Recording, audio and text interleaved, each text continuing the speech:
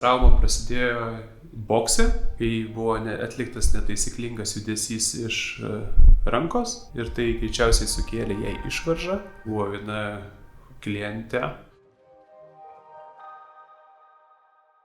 buvo priklausoma nuo jau stiprių tokių analgetinių vaistų, kurie yra narkotinės kilmės.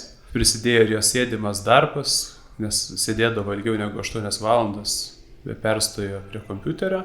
Ir per pusę metų kartu taikant fizioterapiją su pratimais ir tiesiog juos nuolat keičiant ir sistemingai dirbant, pavyko pasiekti tokį lygį, kad jinai dabar yra grįžusi į crossfitą.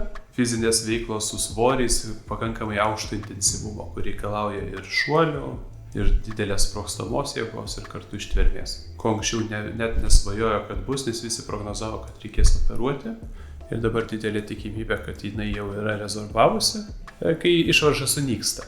Nes yra atveju, kai tiesiog pats kūnas, kai nebėra kompresijos, pats išsprendžia savo problemas, jeigu tiesiog nebėra to, kaip sakom, dirgiklio į stuburą, į nervinę šaknelę.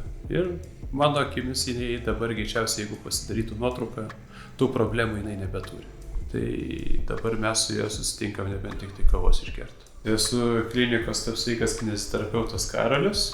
Savo praktikoje stengiuosi kiekvieną žmogų pažiūrėti individualiai, pagal jo gyvenseną, pagal jo pomėgius ir kaip, pavyzdžiui, jam pagelbėti, kad jie nesikeistų.